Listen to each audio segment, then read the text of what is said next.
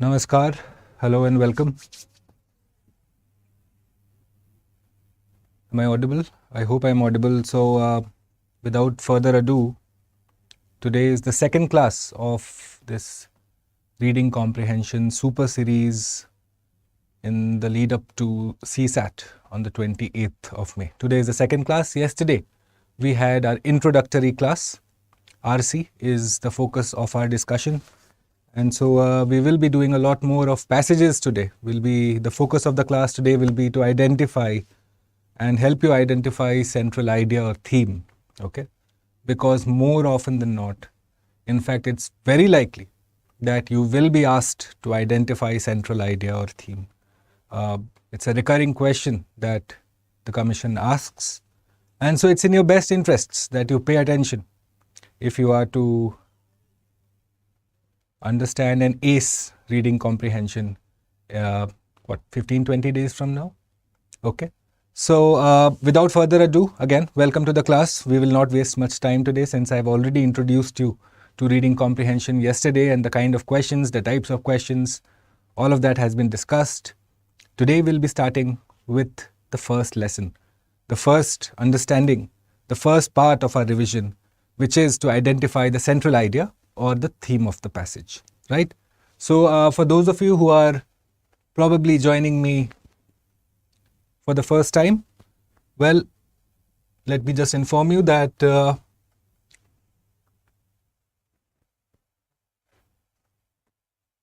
this is the first video that we had, okay? The first video, the introductory video that we had yesterday. So in case you are interested in understanding how to approach reading comprehension, if you haven't so far, or if you have troubles in reading comprehension, if you get more wrong than you get correct, then I'd suggest you start from this video. Okay, it'll help you clear out your basics. It'll give you a path to follow, and that path is to be started from today. Okay, so this is the first part, the first video that we had done yesterday, reading comprehension introduction. Today is the class where we go ahead and identify the central idea or the theme. But first, before that, so the kind of passages that are asked, okay, the topics of passages that you are likely to be confronted with. So by and large, you will have topics that include, say, business or economics, okay, humanities, a lot of social sciences or natural sciences will be asked, environmental passages will be asked, okay, and if your luck has run out, then probably you will have a philosophical passage too, okay, which might get difficult for certain individuals because, again, it's not in our habit or nature to read philosophy a lot. At least a large majority of the science students may not have exposed themselves to those type of passages, those type of higher thoughts, okay. So it's in your best interest if you have at least a basic interest in different subjects, in different kind of passages and op-eds, okay. So my first advice to you is to expose yourself to as many kind of literature that you can, you know. Don't just limit yourself to the area of your interest. So if you like, say, geography, don't just stick to geography. Read a bit about environment, read a bit about history, read a bit about... Obviously, in the course of your preparation, you must be doing all of that. But from the English perspective is what I'm asking you to do, okay? Because the understanding has to be quick in the examination, it has to be concise, and it needs to be correct, it needs to be true. So for that, you need to have a basic interest, because you can't just go in unprepared. That wouldn't be the most prudent strategy, okay? So these are the kind of questions, passages that are generally posed to you, okay? If your luck has run out, obviously, philosophy is probably one of the most trickier kind of passages that you might be confronted with. Now the types of passages, now this is where we start with reading comprehension, okay? So first you have the narrative type. Here the author will be narrating an incident to you. It'll be like a story. It'll be storytelling by the author, one of the most easiest type of passages, okay? Because we love stories. As human beings, we like to listen to stories since our childhood, okay? It's ingrained in us, which is why narrative passages is something that you'll reasonably be comfortable handling. Then you have the descriptive passages wherein the author will be describing a particular event. There'll be a lot of facts and figures and data. Not possibly data, but facts and figures will be there. He'll also be probably painting a picture in front of you. So he'll probably be saying, as we went to the sea, the setting sun and its autumn hue lit up the evening and all of that. So it'll be painting a picture in front of you. That's a descriptive passage. Okay. Thereafter is the informative passage, which you must be doing a lot because, again, as civil service aspirants, you must be trained to read newspapers.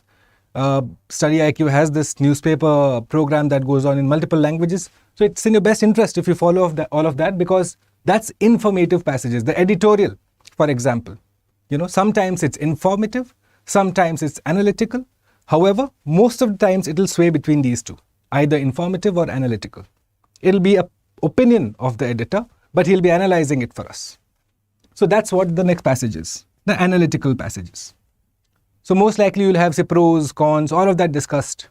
There'll be an analysis, which means that there will be a position taken eventually. If not, doesn't matter, but it's still an analysis nonetheless. Okay? Thereafter, you have the persuasive or argumentative passages, wherein the author will be taking a particular position. He'll be either pro for the topic, or he'll be against the topic. So that will determine the tone of the author too. Now we'll discuss in probably the next 2-3 minutes what the tone of the author is also. Okay, for those of you who did our first class yesterday, you must have known just before we finished the class, I had introduced what tonality of the passages, what tones are. And so again, just to, or we'll do that. Never mind, we'll just do that in a couple of minutes. So persuasive passages, argumentative passages, wherein the author will be taking a position. Okay. And that position will basically be the precursor to the questions. So if you're able to identify the position taken by the author, is he pro, is he anti, is he mildly critical, is he being absolutely acidic, all of those degree of words that we discussed yesterday will also be discussed today. What is degree of words? So for example, if someone is next to you, you say, you look beautiful. You say, you look gorgeous. You look ravishing.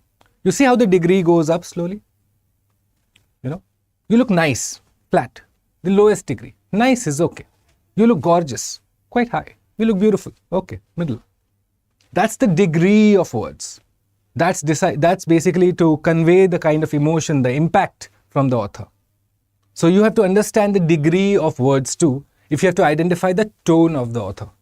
Because most of the times the questions will be mildly critical, severely critical. So how do you realize, how do you understand if it's mildly critical or severely critical? Yeah, so we'll be discussing all of that too. And finally, the abstract passages. Like I told you, it'll be having an element of philosophy to it. The abstract passages, it's in the worst case scenario, but most of the people struggle with abstract passages. Most of the people. Why? Because again, it's a higher level of thinking. There's a deeper level of understanding involved in abstract passages. It's just not so plain and simple as say the rest of it. Wherein eventually, it's information that you have to just process. However, in abstract passages, it's information plus the thought, which you may not be able to understand so easily, pick up so easily, catch it so easily. Okay. So these are roughly the kind of passages. We'll be discussing all of them over the course of this revision series leading up to the CSAT paper 2 on the 28th of May. Make sure that you follow this particular series. It will be of utmost benefit to you. I can promise you that. Okay. All right. Moving forward now. So, reading comprehension. What is expected out of you when you read a passage? And I'm not just talking about, say, the examination. Forget the examination for 5 minutes. Whenever you read a passage, an editorial, for example, you read the Hindu editorial every morning or every evening, whenever you read it. Like I told you yesterday, you are just not going to read it from the GS perspective. That would be myopic of you. Okay. You are going to have an element of understanding from the English perspective too. Now, what is expected out of you whenever you read a passage? First, you are to identify the central idea or the theme.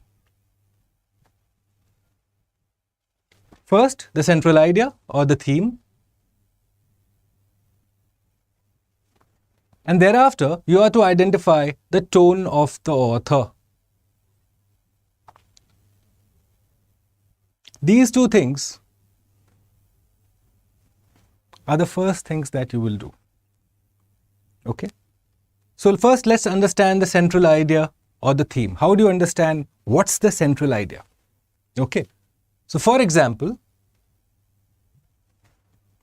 if you have a particular passage which has, say, 4 paragraphs. Okay. Now the first paragraph introduces a concept X, for example. Right?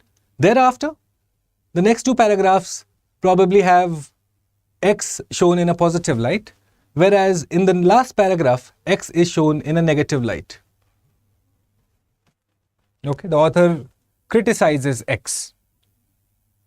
So now how are you going to identify the central idea? What most students, the mistake that they do is, they will probably factor in individual paragraphs or individual lines from paragraphs to probably draw the conclusion of their central idea or theme. That would be incorrect. Okay? That would be absolutely incorrect. So the ground rule for you to understand first is never rely on a particular paragraph or a particular line to form the central idea. Never do that. That would be rule number 1. You will not take into consideration a particular paragraph or a particular line. What you are going to do is consider the passage in toto, which means in totality. You are going to pause for 10 seconds, take a step back from the passage, come up, look at it from the bird's eye perspective, bird's eye view. Okay? Forget that it is talking about positive connotations, negative connotations, criticizing, praise, whatever. Forget all of that. What exactly is the crux? What exactly is the point being made by the author? Who is that? Or what is that point? What is it about? That is your central idea or theme. So for example, if you have a passage on, say, climate change, okay? Climate change is the topic. Now you might be having particular paragraphs that will be talking about, say, greenhouse gases or sea level rise or melting of glaciers, all of that. What you have to identify is that in the cause-effect relationship, okay, whenever you have a cause-effect relationship, the central idea or the theme is generally the cause. Okay? This is rule number 2. The central idea or the theme is the cause, not the effect. The effect is the consequence. So here, when you talk about climate change, you have these things, the greenhouse gases, the sea level rise, the melting of glaciers, all of that. Elevated temperatures. All of these are effects, consequence. Okay? So please understand that the central idea would be about climate change. So we'll discuss passages individually. I'll just show you a brief example after this that will clear that concept for you. Okay? Right. We'll move forward. Let's look at this passage now. There is a strong argument that hereditary monarchy embodies the principle of inherited privilege, which reinforces Britain's old class divisions and should be indefensible in a modern democracy. What does it mean, guys? First reading, what's the sense that you are getting? That it's obvious that hereditary monarchy should not exist. Okay? Yet, what's the sense that you're getting? It embodies the principle of inherited privilege, which should be indefensible, which one that cannot be defended. Okay? But, now look at this. This is important for you to understand here. Whenever you look words like, say, but, words that basically bring in the sense of opposite. Because immediately after the word but, the author is going to go on a different tangent. So but becomes a transition word.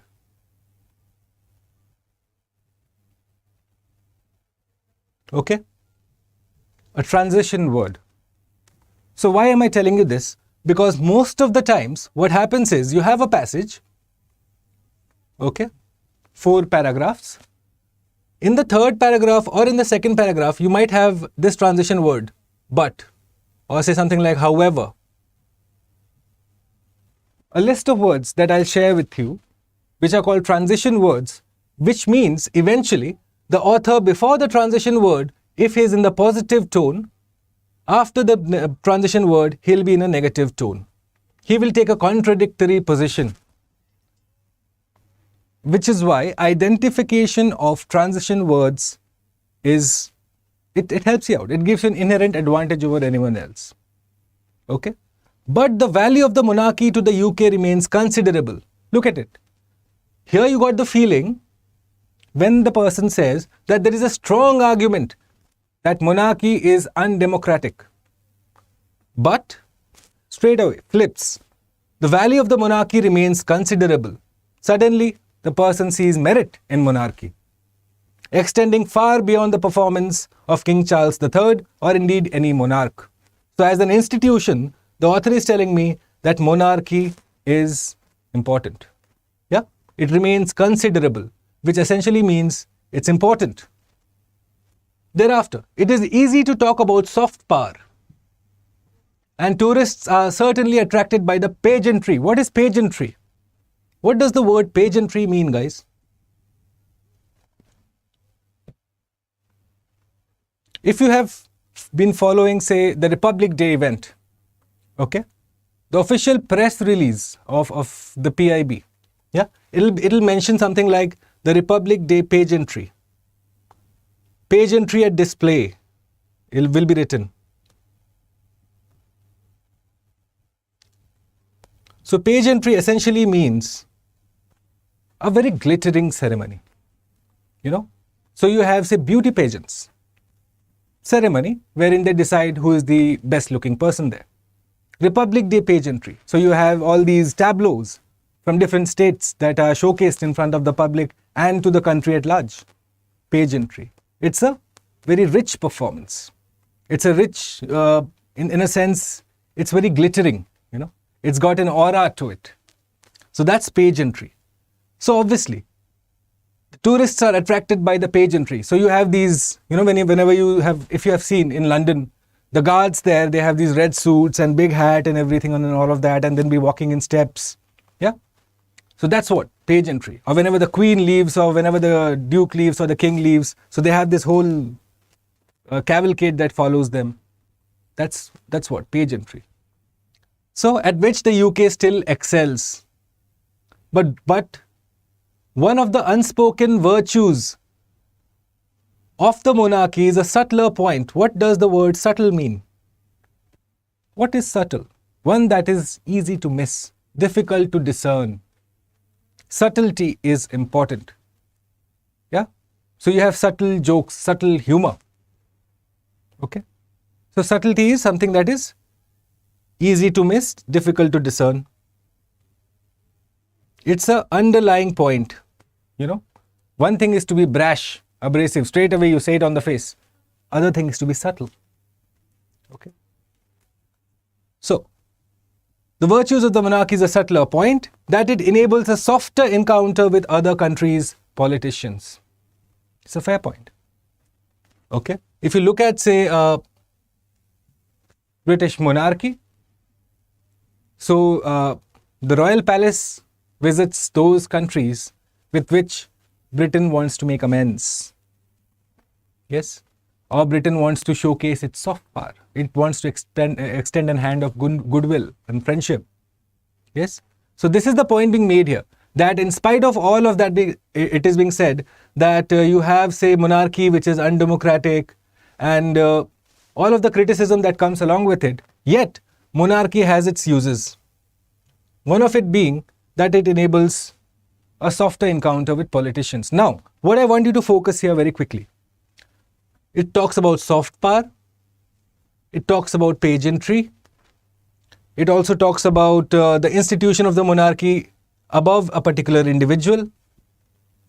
These become the ancillary points, the ancillary themes All of these that are written here right now on the screen here, these are the ancillary themes of the passage. All of these. Page entry, soft power, King Charles, that the institution is bigger than an individual. All of these are ancillary themes. What's the bigger theme here? That monarchy is useful. That monarchy, the criticism of monarchy may be unjustified. Okay? Or that monarchy still has its uses. Okay? That would be the bigger concept that we are talking about. So that becomes my central idea or theme, which is supported by evidences or disproved by evidences. So you might have options with reference to this particular passage saying what is the main idea of the passage. Probably the first option will talk about, say, the soft power angle. Okay. The next one might talk about, say, the page entry. Something else. You are going to click or you are going to tick on which one?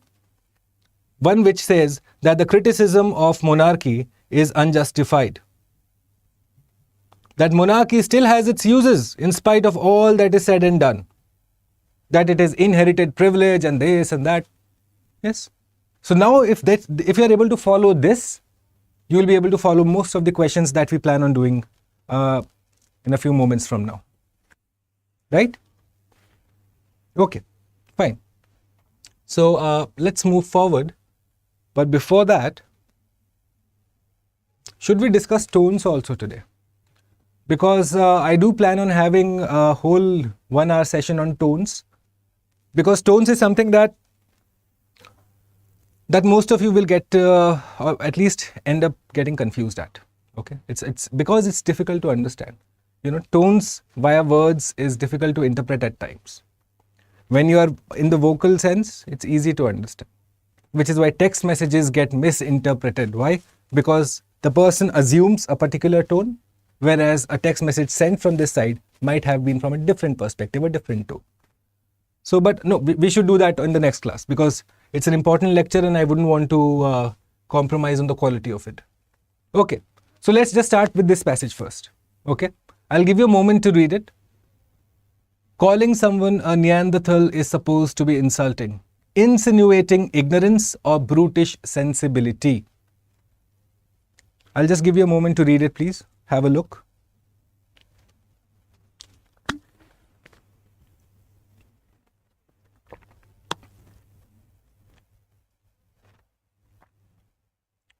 Right.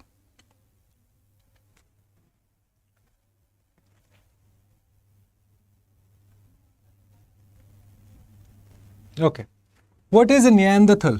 Firstly, before we start with the passage, what is a Neanderthal? So you had, say, presently we are Homo sapiens, but our forefathers, the subspecies of Homo sapiens that has probably gone extinct. In fact, most certainly has gone extinct.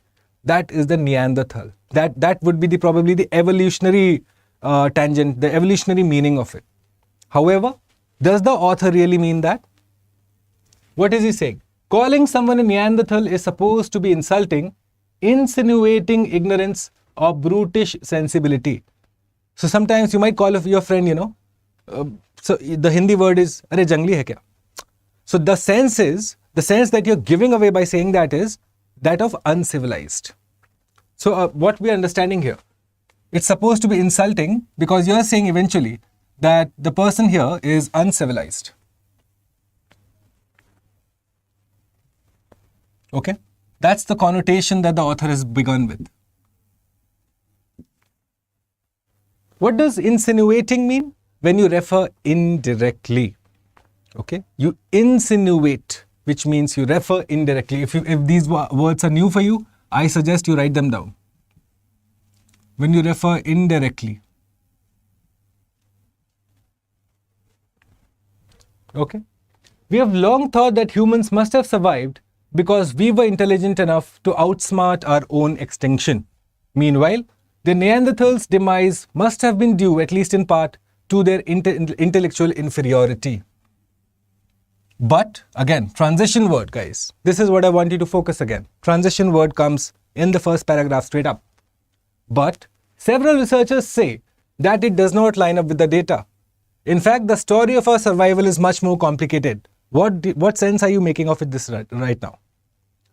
The fact that we call someone, say, a uncivilized person, a jungli, a Neanderthal, and that connotation that the person is uncivilized, yes, that the person is intellectually inferior, that is not backed by research. The researchers say that it does not line up with the data. Straight away, doubts raised at the fact that intellectual inferiority was a characteristic of Neanderthals. Next paragraph. So we are introduced to this character called Roger Seymour. Now what has this fellow done? He has researched blood flow to the brains as an indicator of species intelligence. Blood flow. For the first time, we have been introduced to blood flow now. While brain size used to be the main indicator, his team identified blood flow to the organ as being just as crucial. Okay? And look at this line now. And when Seymour looked at blood flow and brain size, he found little difference between the subspecies. So what's our understanding so far? What are we getting out of all of this? Yes? That blood flow and brain size, these are the two connotations, these are the two factors that have been introduced in this question. Okay? So while brain size used to be the determinant of whether a species is intelligent or not, Roger has said blood flow is equally important. Why? Because this line gives it away. When Seymour looked at blood flow and brain size, he found little difference. Equally important. Now, the next paragraph. And it's just not basic anatomy that disputes our claim of superior intelligence. Now we have the next fellow come in, Kolodny. Human achievements were so similar, it seems unlikely we were somewhat smarter than our counterparts. Okay, operative lines straight away. So Kolodny, what has he done? His research seems to show that Homo sapiens, that's us people, we inhabited Africa, Neanderthals inhabited Eurasia, the two groups met and co-inhabited in Levant, which is Middle East. They could have interacted during this period. We see genetic material flowing between the two groups, which means there was interbreeding. Okay, that the two groups, Homo sapiens and Neanderthals, in different areas of the world, interbred with each other. Okay, so what sense are we getting? That Neanderthals probably did not go extinct because of their brain size or their blood flow or because they were probably not intellectually superior, but probably because they interbred amongst each other. So far, so good. Moving forward. Concluding that humans were smarter refers indirectly their gene pools were pure. But according to Kolodny, the subspecies not only interbred, they likely did it often. Here, this is the reason that we are getting, that Neanderthals probably interbred so much that they assimilated. Okay? When Homo sapiens left Africa and eventually interbred with the Neanderthals, it would make sense that natural selection favored these immune system genes. Thereafter, we can't pat ourselves on the back. What is pat ourselves on the back? When you praise yourself, when you say, oh, I've done well. No. So we can't pat ourselves. The human beings can't say realistically that we are intelligent than the Neanderthals. Why? Why are we the species that survived? So after intelligence, the next topic that comes in is that of survival.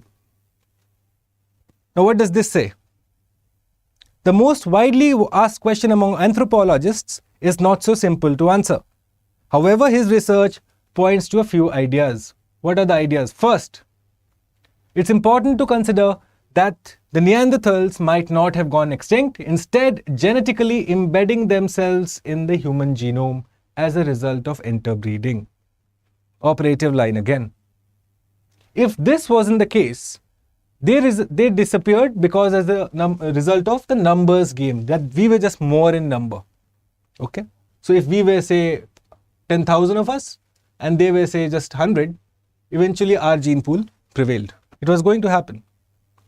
Okay. The smaller Neanderthal population might have succumbed to the final blow 40,000 years ago. Research shows there were more Homo sapiens overall than Neanderthals. We don't have the data. We don't have the data to show whether this was true in places where they cohabited. While we don't know for sure what caused, so he is being unsure. After all of this, he is being unsure about what caused the demise of the Neanderthals. But he says it's unlikely that a lack of intelligence was to blame. Straight away.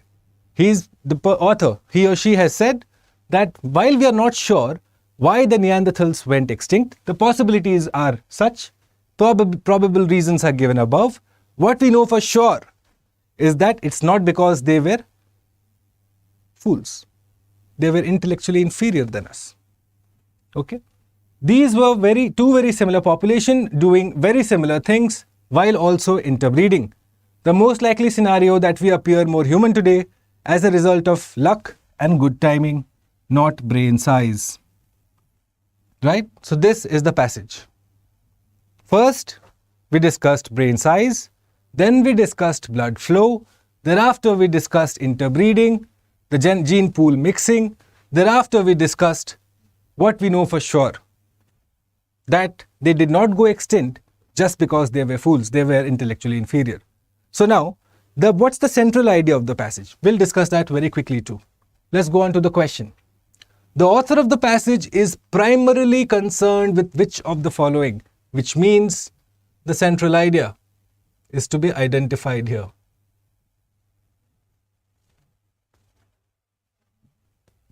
Okay? Debunking the myth of Homo sapiens superiority. Now look at this. What the author has said, the central idea is essentially talking about what? If you look at the whole passage, okay? The whole passage essentially talks about this, that Homo sapiens and Neanderthals were equal. This is the central idea of the passage. What is backed by that? That blood flow and blood supply become the ancillary ideas. The blood flow, the brain size, all of those that we just discussed right now, those become the ancillary ideas. So, debunking the myth of Homo sapiens superiority, yes, true, but is it comprehensive? Is it getting the whole sense of the passage? Partially, not completely.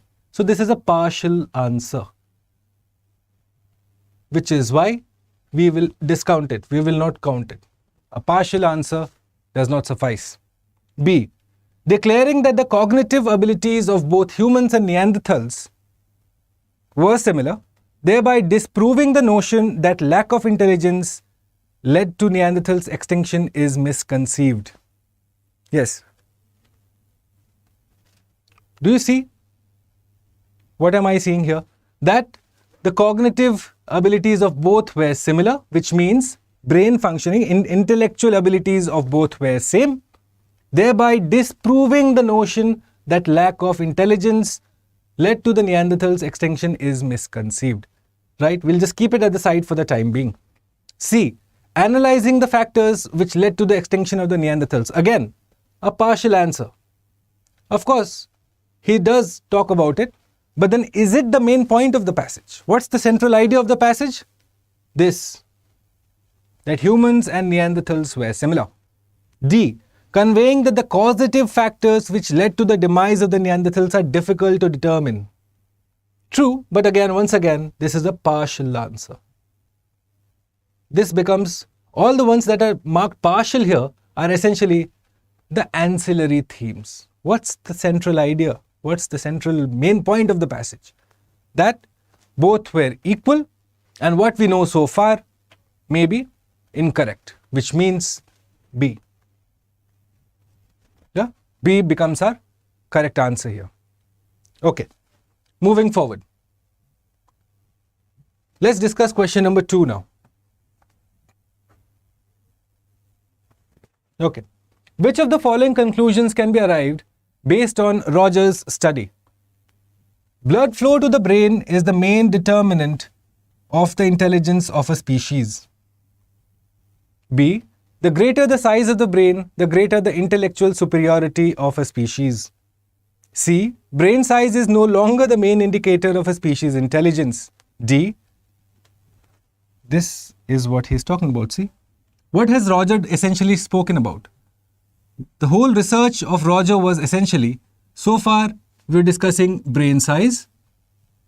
He comes in and says, you know what, brain size is just not important. You also need to have blood supply to the brain and factor in blood supply to the brain too. Okay? So, blood flow is the main determinant? No. Greater the size of the brain, greater the intellectual superiority? Not the point that Roger is making again. C. Brain size is no longer the main indicator, is contrary to the point. D. The size of the brain as well as the blood supply into the cognitive part of the brain are main indicators of intelligence of a species. So D becomes my answer here. See what I have done? Roger's study, what exactly was it talking about? You quickly just identify those. Quickly. Okay? You need to have those two components. You can't just have one. The moment you have just one part of the whole passage that you have just tackled, then you're leaving it out. Then you're going to get it wrong.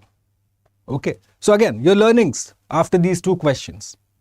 Whenever you're talking about central idea, always consider the passage in toto. Always consider the whole length of the passage. You will not do the cardinal mistake of just referring to a single paragraph or a single line. Okay? Like I told you yesterday, there is no place for gut feeling when you are solving reading comprehension questions. Absolutely no place for gut feeling. All you can do is be scientific about it and it will pay off for you. Okay? Right, let's do the next question now, because I don't plan on wasting at all any time today. Question number 3. Okay. Which of the following best explains the function of the first paragraph in the context of the whole passage? Let's go back to the first paragraph now. This one. This is my first paragraph. So what sense are we getting from this? That when you call someone a neanderthal, a jungli, okay, that is misplaced. That is wrong. That connotation, that insinuation of someone being intellectually inferior is misplaced. That's not correct. That notion is wrong. Okay? So, let's go back to the question now. The first paragraph. What's the function of the first paragraph? Number 1, it seeks to suggest that using the term Neanderthal in a pejorative sense is unjustified. What does the word pejorative mean? Yeah? Pejorative is essentially when you use it in a condescending sense. Okay? In a disapproving sense. Right? So you can probably write disapproving or condescending.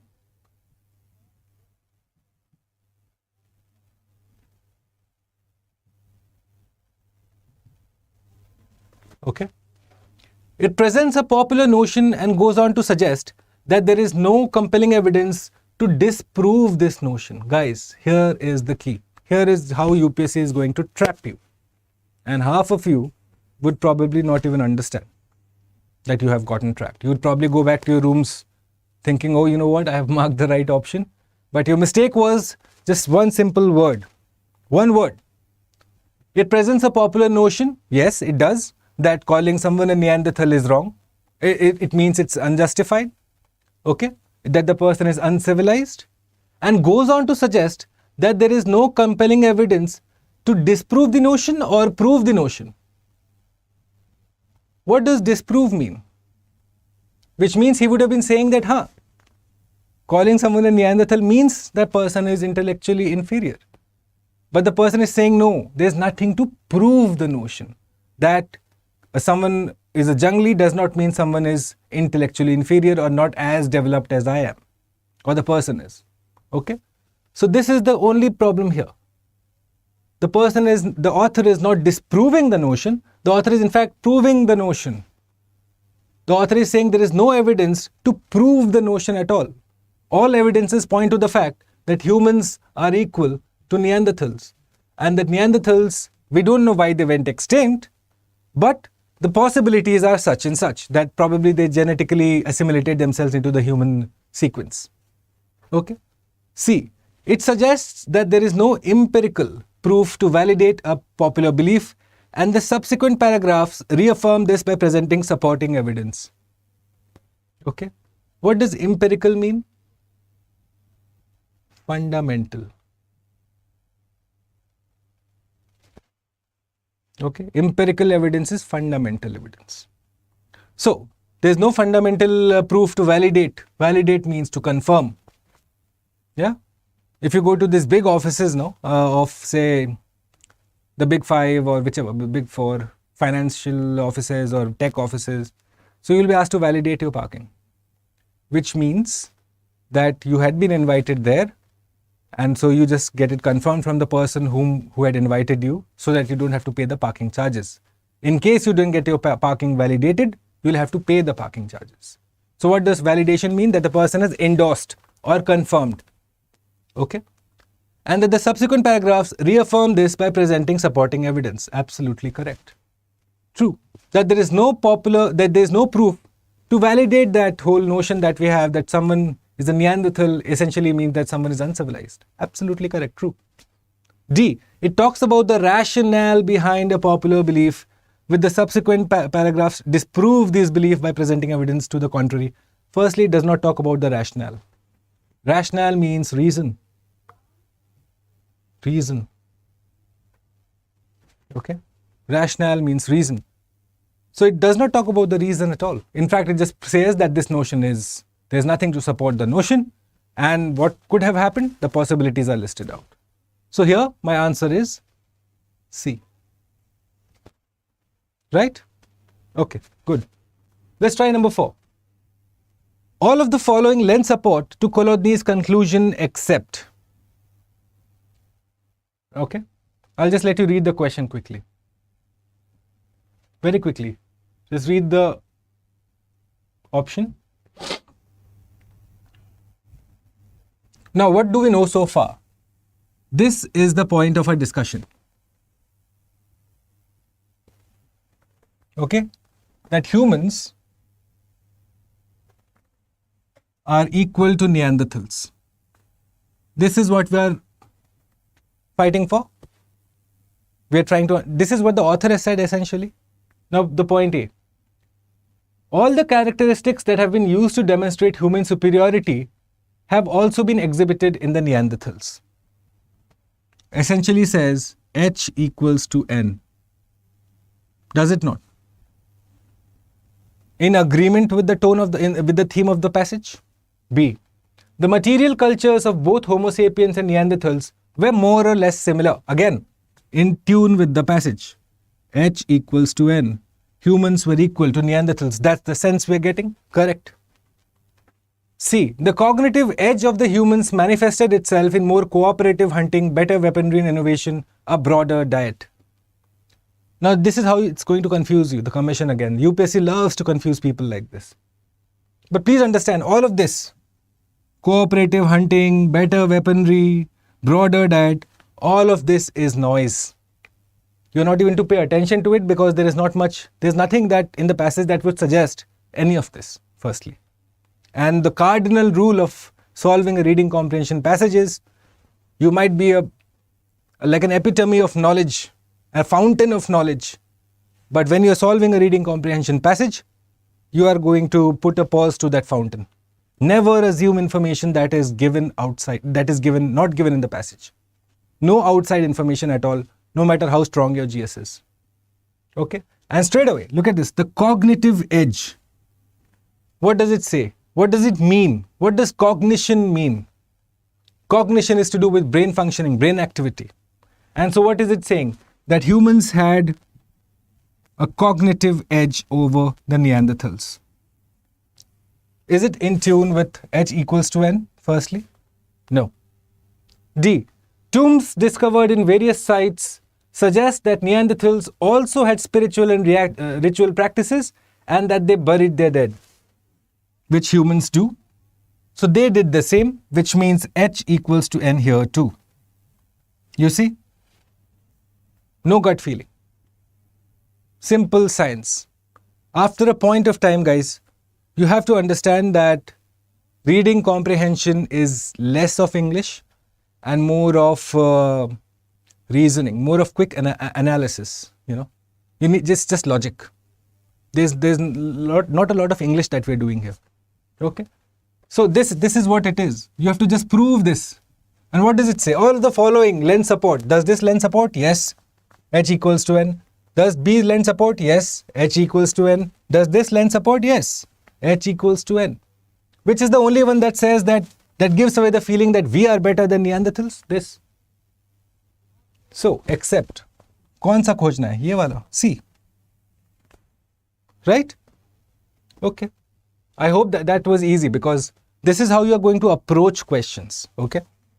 You are going to be very scientific in the way you approach a question. You are not going to trust your gut at all. I'm saying this time and again because it's like a completely parallel pandemic among aspirants. Yeah. Everyone is like, oh, RC to gut se solve karenge. No. Don't do that. There's too much at stake for you to trust your gut. Okay. And it's not trained. So don't do that. Right. Next. Which of the following facts mentioned in the passage lends most support to the notion that humans are not intellectually superior to the Neanderthals? H equals to n again. Okay. A. It was an insidious drought or a brutal ice age that led to the demise of Neanderthals and not the intellectual inferiority of the latter. True. Could be possible. Like the author has said, there could have been environmental factors. Okay, fair enough. B. The survival of the human beings is merely fortuitous. What does fortuitous mean? Fortuitous means essentially a matter of good fortune.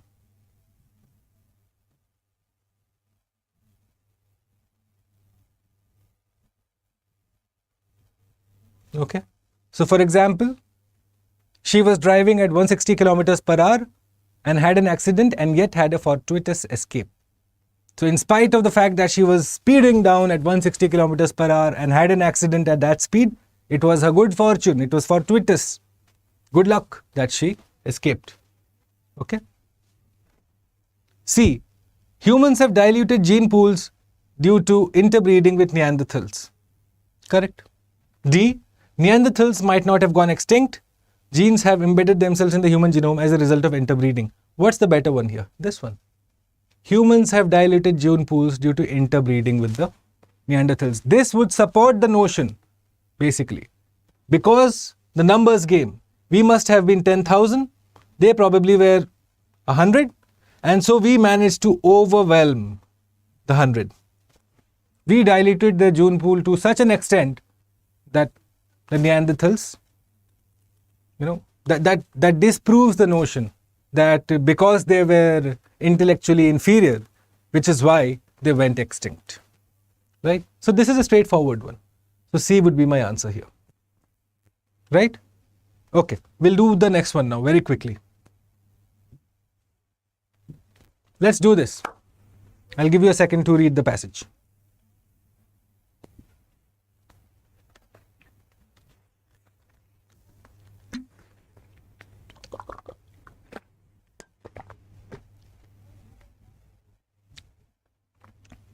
Okay.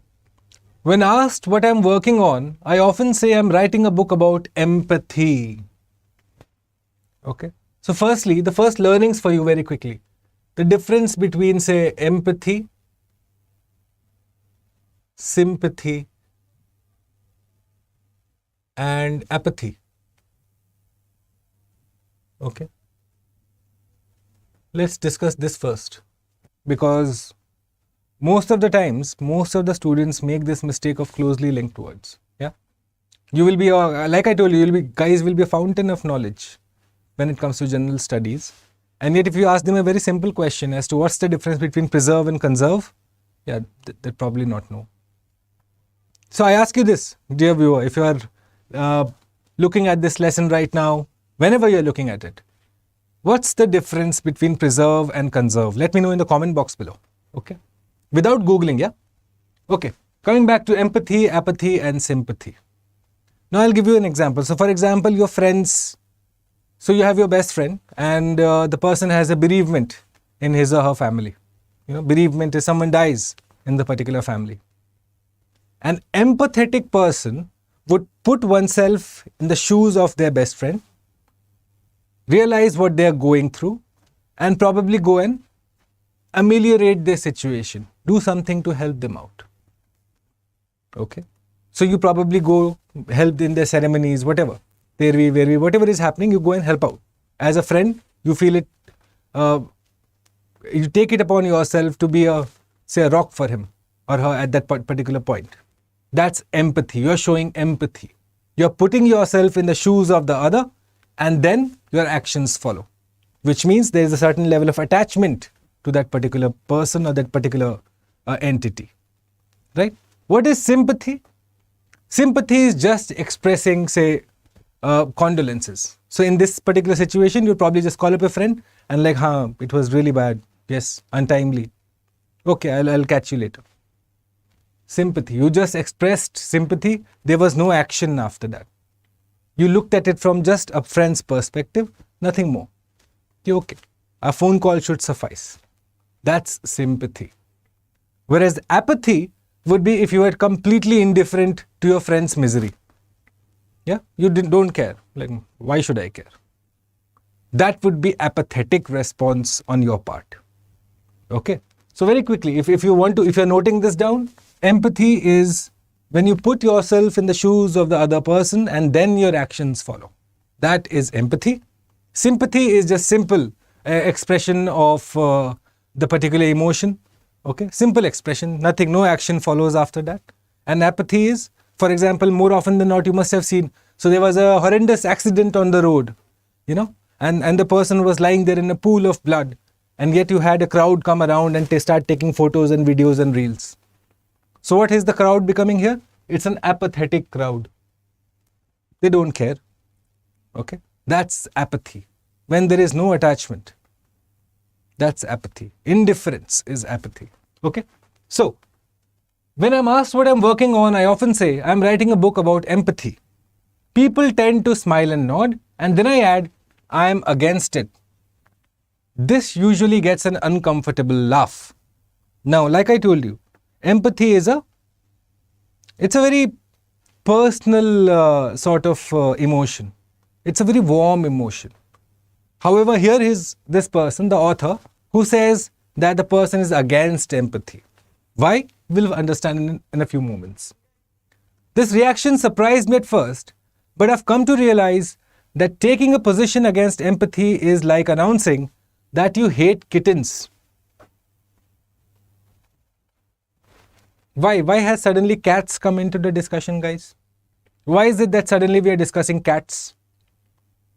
What the author is essentially saying, the fact that whole notion that empathy ke against koi ho sakta hai, that someone can oppose empathy, the person is trying to enlarge the point, drive home his or her point by saying that it's almost like when you say you hate cats.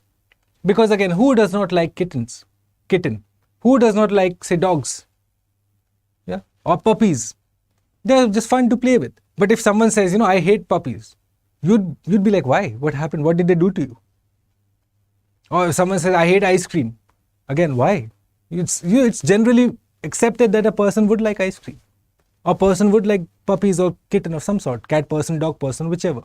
So that's what that's what the author is doing. A point is being raised about the author not agreeing with empathy.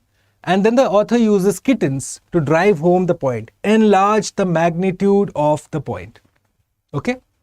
I have learned to clarify, to explain that I'm not against morality, compassion, and doing the right thing. My claim is actually the opposite.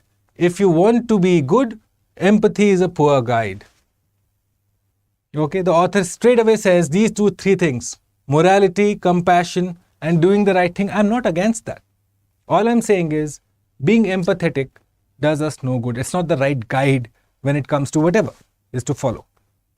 Empathy, which corresponds to what philosophers call sympathy, refers to the process of experiencing the world as others do. At least as you think they do.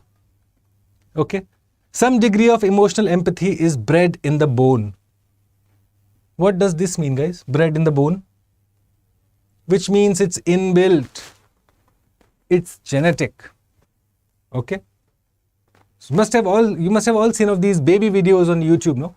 So these kids, they'll see their father hobbling.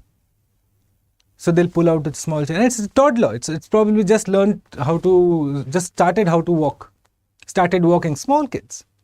Yet, even at that, say, tiny age, at that formative age, they have the sense of empathy, which means it's bred in the bone. It's something that human beings are born with. It's something that makes us human.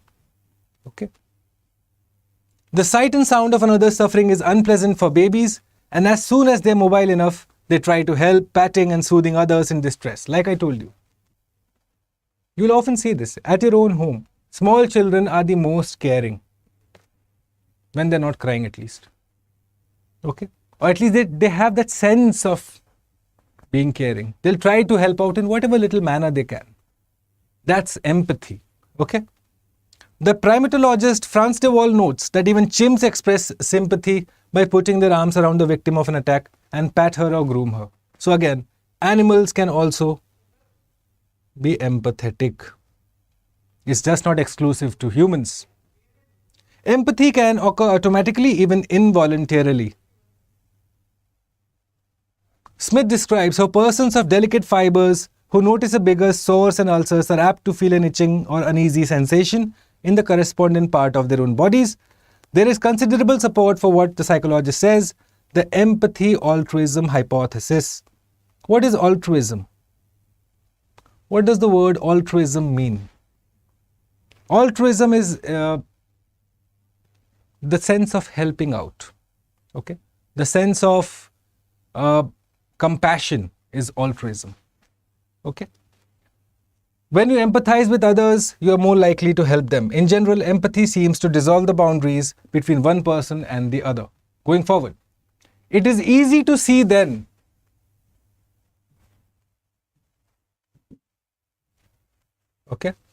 It is easy to see then how empathy can be a moral good, and it has many champions. So Obama talks about this and all of that. Fine. Most people see the benefits of empathy as akin to the evils of racism. Again, look at it. This is how the person is driving home the magnitude of the point. First by saying it's like hating kittens, and then saying it's akin to. Akin to essentially means same as. Okay? Empathy is similar to the evils of racism, too obvious to require justification. I think this is a mistake. Now, what are look at this. The certain features of empathy make it a poor guide to social policy. Now the author is explaining why she is against empathy. Empathy is not only biased, it is also narrow. Lab studies have shown that we really do care more about the one than about the other, so long we have personal information about this one. Now, is it not true, guys? Yeah? On this point, probably to a limited extent, I would like to agree with the author. This is what, as human beings, we do. So you have probably, say, God forbid, but if you have an earthquake in, say, Latin America, most of us probably wouldn't care much besides reading an article about it or seeing a video about it. But if it was closer home, all of us would be doing our best to, say, help out in that particular situation. Okay? So this is what the author is talking about. That our response is guided by the fact that whether we are a part of a tribal group or whether we know that particular person or not. So if you are to be empathetic, either you are empathetic for everyone equally, or what's the point? That's what the author is saying. Our policies are improved when we appreciate that 100 deaths are worse than a one, even if we know the name of the one. Okay? Without empathy, we are better able to grasp the importance of vaccinating children and responding to climate change. These acts impose real costs on real people. Okay, fine. So this is what the author is saying. If you are not empathetic, you are going to do a better job of these policies. Right? Now, moving on to the question. Which of the following, if true, strengthens the author's claim that empathy is a poor guide to social policy? Strengthens the author's claim, which means the central idea, which is backed by 4 different, say, or 5 different ancillary ideas, you have to find one particular ancillary idea here. Okay? So, empathetic arousal is the only force that motivates kindness. Firstly, another learning for you. Whenever you look at words like, say, only, or all, or one, some, many, whenever you look at words like this in the option, pause. Okay? Go back to the passage and then see, has the author mentioned that group, that numerical group that is mentioned in the passage, that is mentioned in the options? Because these are the words that are introduced to confuse the aspirants, to confuse the exam takers. Okay? Firstly, is it the only force? No. Straight away, wrong. B, our public decisions will be fairer and more moral once we put empathy aside. When we are discussing social policy, there are only 2 points that the author makes: vaccinating children and climate change. Where the author says that we will do a better job. If you go back to the passage and have a look with me here. Okay? Poor guide to social policy.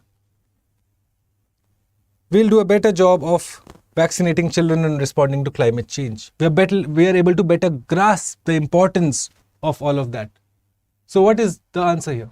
Straight away, our public decisions will be fairer and more moral once we put empathy aside. Next, let's look at the other options also. One can broaden one's ambit of concern. What does ambit mean? What's ambit of concern? Essentially means area. An area of concern.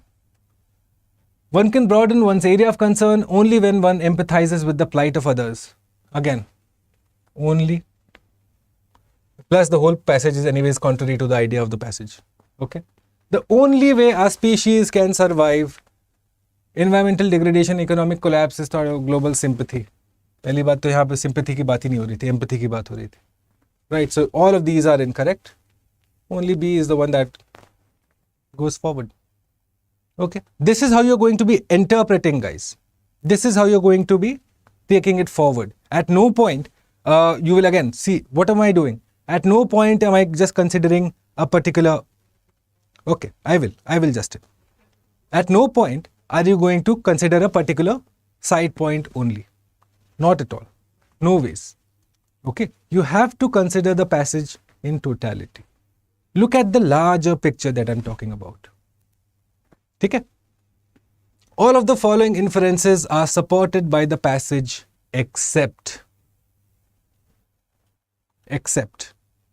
empathy is not unique to human beings. We talked about animals being empathetic. Chimps का example था वहाँ पे. We had an example of chimps.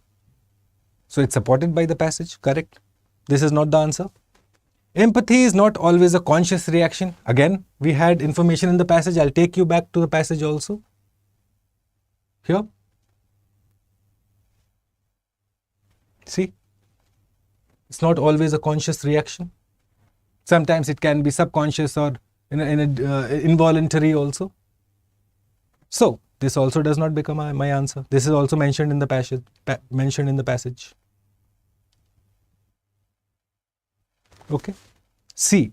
We are more prone to feeling empathy for those who share our ethnic or national background. Like I told you. Latin Americas or any other place, God forbid. But if they have an incident, most Indians probably wouldn't know about it. Or probably would just read an article or a news clipping and like, acha, okay. But again, closer home, if something happens, we'll feel it incumbent upon ourselves to go and help out in whatever way we can. Because it's a national crisis. Okay. So, this is also mentioned in the passage, which means it can't be the answer. D. Empathy is required for making the critical shift from solipsism to collective consciousness. Now what happens? Even if you do not know the meaning of the word solipsism, okay, I can assume right now that 90% of the people may not know what solipsism means. Okay. In case also, even if you do not know what it means, please understand this. Is it a positive word or a negative word? The sense of the word. It's not necessary for you to know the meaning of each and every word. Completely understandable. So look at this. Empathy is required for making the critical shift from solipsism to collective consciousness. It's being talked, collective की बात हो रही है, which means you must be coming from the singular angle, singular to collective. Solipsism का अर्थ ही है singular, self-centered is solipsism. You need to be intelligent this way, guys. Okay? You need to be intelligent. Even if you do not know the meaning of the word, read the sentence. Always read the sentence. In fact, I'll tell you something.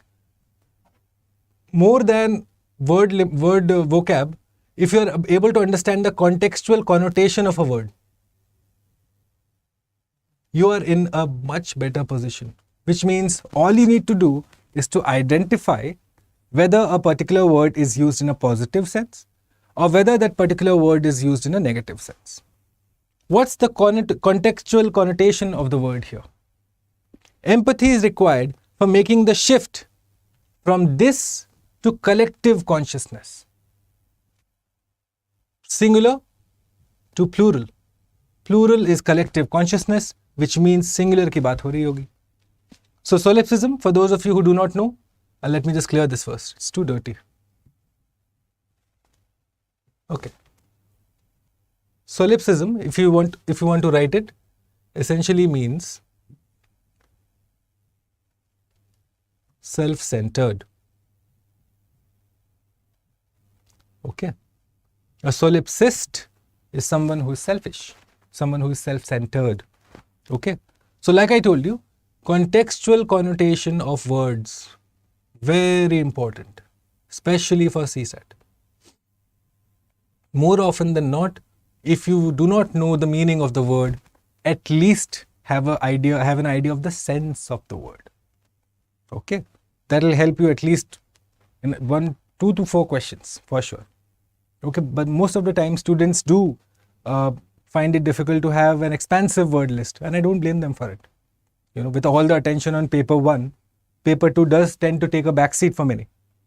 Okay, but if you have seen the intro class yesterday, I'll tell you with my personal experience over the best course of the last half a decade, brilliant individuals with outstanding scores in paper 1, but couldn't just score 66 in paper 2.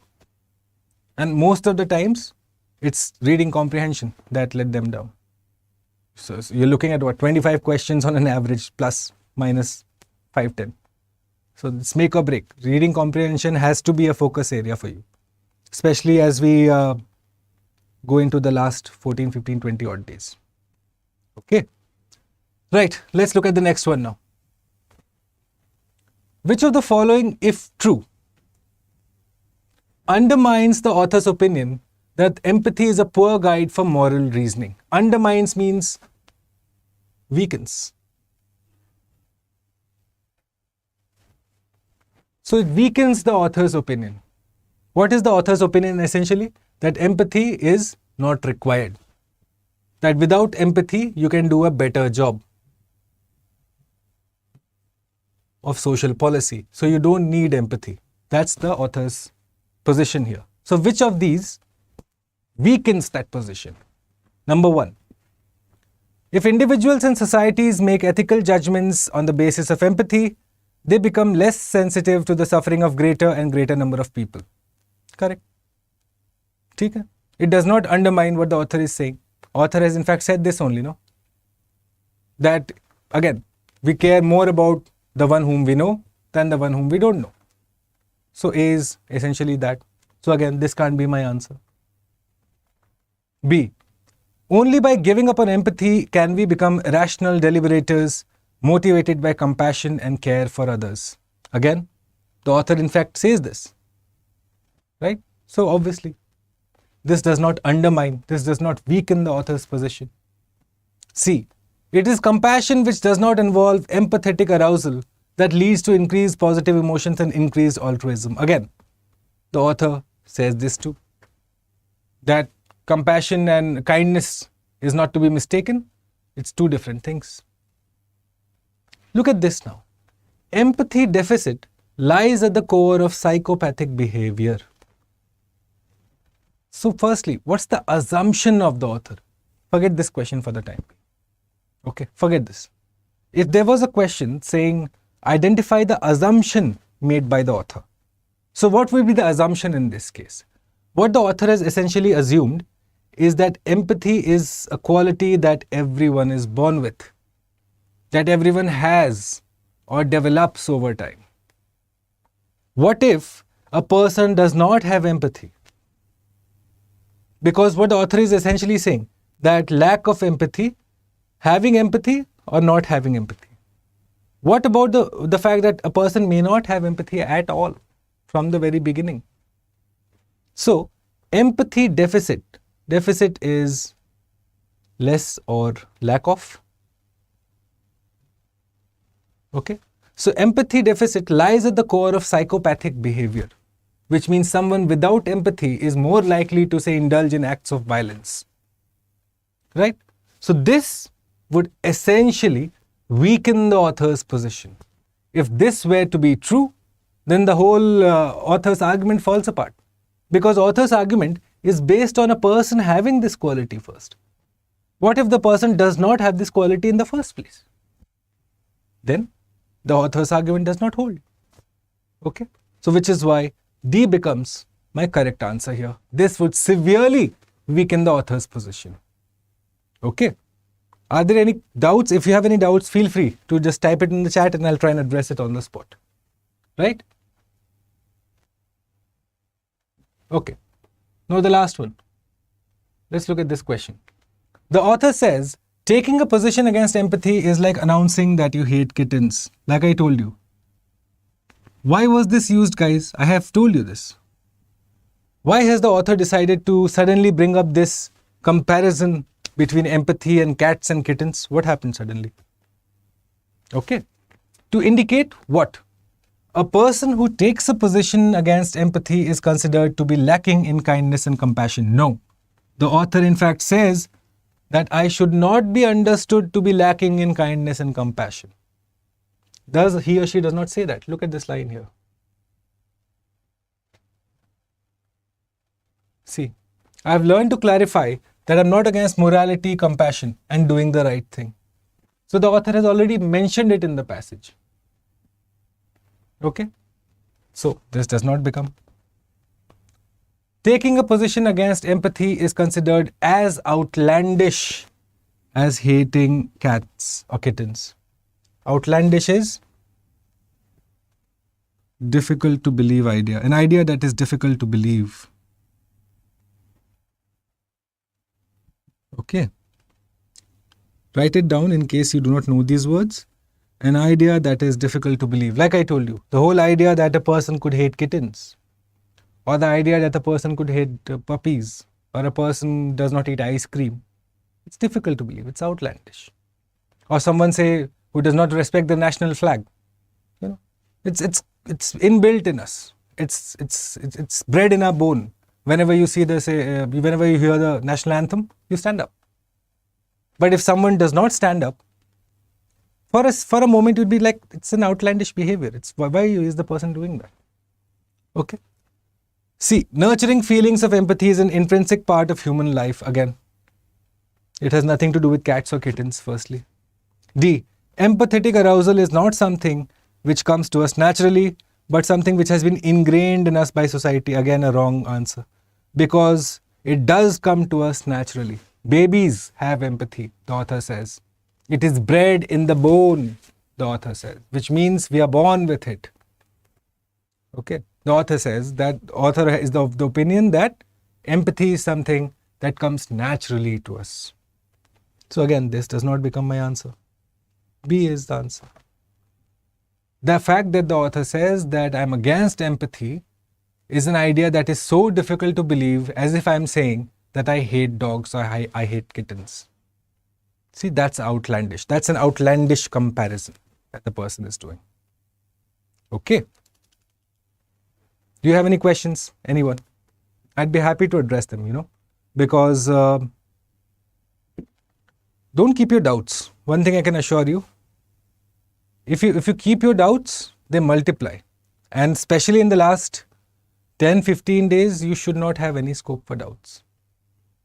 And even if you are not preparing for this year, even if you are using this whole revision series for next year also, if you've just started out, don't have doubts. Doubts multiply, they act cumulatively on you. They compound your miseries. Don't do that. Okay, let's do one more question. Since we have a lot to do. Yes. Which of the following, if false, could be seen as supporting the arguments in the passage? This question I'll leave for you, my dear students. Here. This question, please let me know the answer in the chat if you're doing this. Whenever you look at this video, my earnest request to you. My earnest request to you.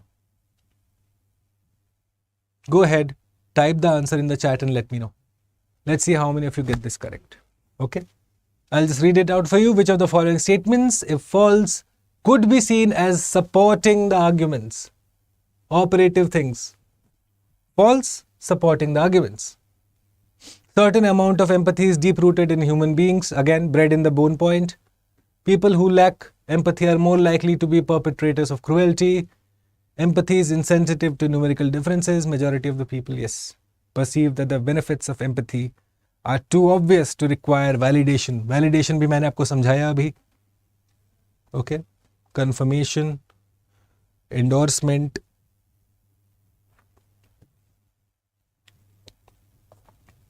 Okay.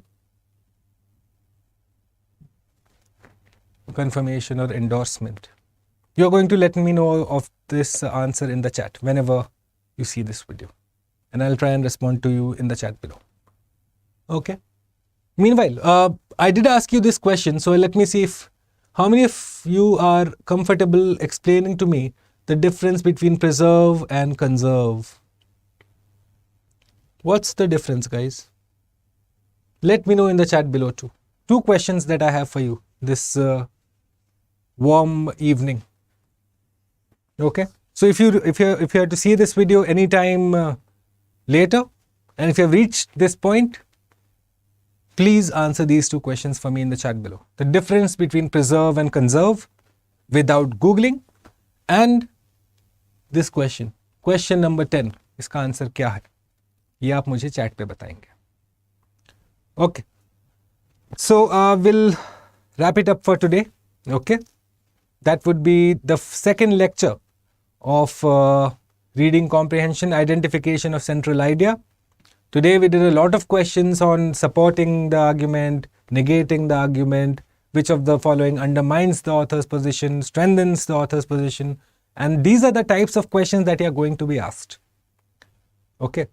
Like I approached the humans and the Neanderthals passage, yes, that is the optimum method to approach any reading comprehension. Because again, I'll repeat this, after a point of time, CSAT is not testing your English. They are just testing your ability to comprehend information. Because again, that's a life skill. Or at least it's a skill you are going to use extensively in government service. Yes? Government service is known for file work and information. So if you are unable to make sense of simple passages, imagine your plight when you are faced with this stack of files to be poured over in one night. Yes, I can speak from experience. It's not a very fun place to be in. Yeah. So the faster you develop this ability to read, to analyze, to extract the gist of a particular passage, the better placed you will be, without a shadow of a doubt. Okay. So tomorrow's class, the next class in fact, today was class 2 of reading comprehension revision series that has been launched by StudyIQ IAS English. And the next class is when we will discuss what is going to be tones. We will be discussing a lot of tones in the passage. What is tones? And we will also discuss tonality. Okay? The next class will also discuss the degrees of words. Like I told you, beautiful, ravishing, gorgeous, nice. 4 degrees I have given you. Starting from nice, say going up till ravishing. So that's how the degree of words function. So that is also important for you. So this is what we're going to do in the next class.